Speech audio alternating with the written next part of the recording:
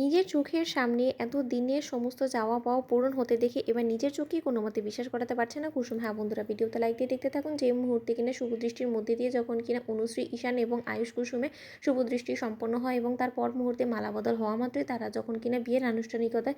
বসে পড়ে এবং কুসুম যখন এক দৃষ্টিতে আয়ুষের দিকে তাকিয়ে থাকে এবং আয়ুষ যখন বলতে থাকে যে কী ব্যাপার কুসুম, কী ভাবছো, যে নিশ্চয়ই আমি বাধা পড়েছি তোমার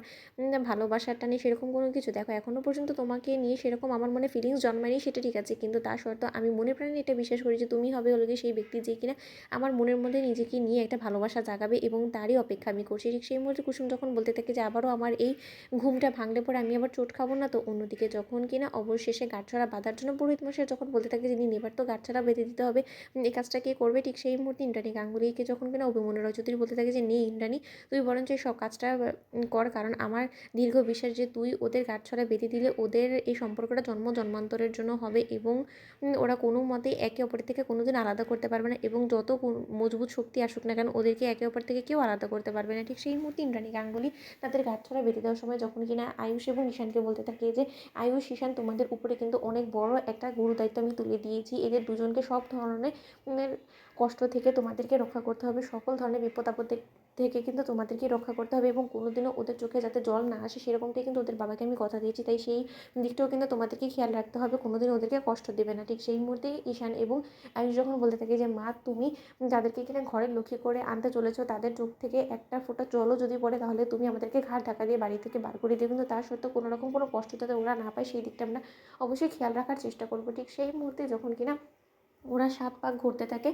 এবং পুরোহিত মশাই যখন বলতে থাকে যে এই বাঁধন কিন্তু জন্ম জন্মান্তরের জন্য, তাই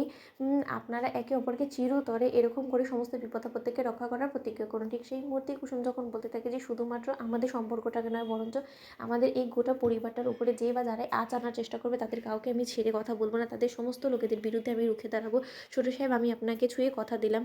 এবং পরিস্থিতি যতটাই সংকটাপন্ন হোক না কেন আমি সবসময় পরিস্থিতির মোকাবেলা করার জন্য এরকম করেই আমি এই সাহসের সঙ্গে এগিয়ে যাব। ঠিক সেই মুহূর্তে যখন কিনা অবশেষে সিঁদুরদানের সময় চলে আসে এবং তখন যখন কিনা ইন্দ্রাণী গাঙ্গুলি বলতে থাকে যে আয়ুষ এবং ঈশান, এই সিঁদুরদানের মধ্যে দিয়ে আজকে থেকে গোটা জীবনের জন্য তোমরা কিন্তু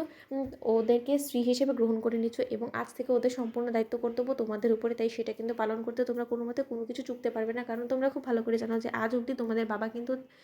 একটা নালিশ করার মতন আমাকে সুযোগ দেয়নি, তাই সেই একই কাজ করে আমাদেরকে গর্বিত করার দায়িত্ব কিন্তু তোমাদের উপরে। ঠিক সেই মুহূর্তে যখন কিনা সিঁদুরদানের মধ্যে দিয়ে অবশেষে আয়ুষের হাত থেকে পড়া সেই সিঁদুরটা কুসুমের স্মৃতিতে গিয়ে ওঠে। ঠিক সেই মুহূর্তে কুসুম বলতে থাকে যে সত্যি আজ আর আমার এই স্বপ্নটা